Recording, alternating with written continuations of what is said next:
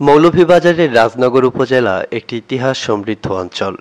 এই এলাকার ইতিহাস পাওয়া যায় হাজার বছর পূর্বের গল্পকথাতেও। সেই সব ইতিহাসেরই আরেক নিদর্শন উপজেলার রক্তা গ্রামে অবস্থিত শতাধিক বছরের পুরনো ঐতিহাসিক বড়বাড়ি জামে মসজিদ।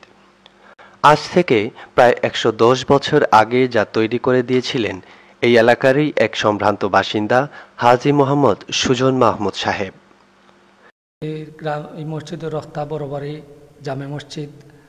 এই মসজিদ অনেক পুরান মসজিদ। আমি এই মসজিদে প্রায় ৮ বছর ধরে ইমামতি করতেছি। মসজিদ প্রায় প্রতি শুক্রবারে ৫০০ কমপক্ষে ৫০০ মানুষ নামাজ পড়ে, আর প্রতিদিন এভাবে ১৫০ মানুষের নামাজ পড়ে ৫ ওয়াক্তের নামাজে। প্রাচীন স্থাপত্যকলার এক অনন্য নিদর্শন মৌলভীবাজারের রাজনগরের রক্তা গ্রামের ঐতিহাসিক বড়বাড়ি জামে মসজিদ।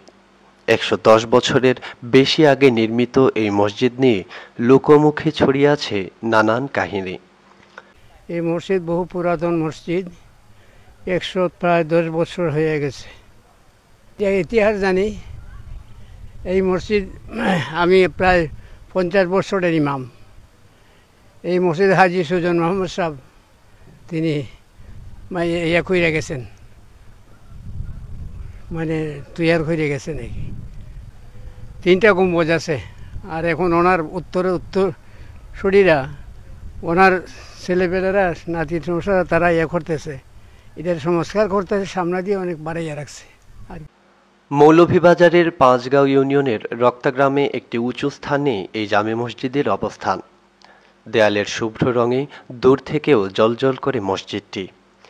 এই মসজিদের উপরে রয়েছে ৩টি গম্বুজ, দেয়ালের প্রস্থ ৩ ফুট, রয়েছে ৩টি বড় দরজা, দুই পাশে ২টি ছোট ছোট জানালা ও ইমাম সাহেবের নামাজের কক্ষ। প্রায় ১০০ বছর ধরে টিকে আছে সেই চিহ্নগুলো।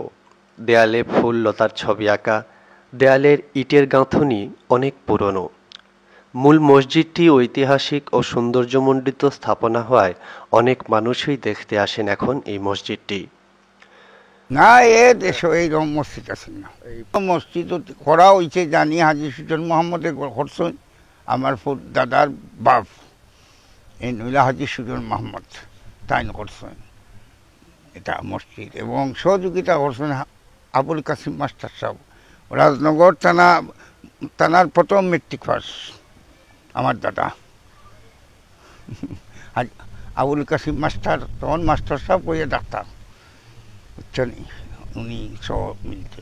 এবং এই মসজিদের তত্ত্বাবধায়ক মেইন হইল কলিকাতা ইঞ্জিনিয়ার সুনচুরকি। আগে তো এটা সিমেন্ট আসিল না, সুনচুরকি। এটা প্রতি শুক্রবারে রক্তা গ্রামের ৫ শতাধিক মানুষ নামাজ আদায় করেন এই মসজিদে। এই মসজিদের ভিতরের জায়গা কম থাকায় দেয়ালের সাথে লাগিয়ে পূর্ব পাশে তৈরি করা হয়েছে আরেকটি মসজিদ।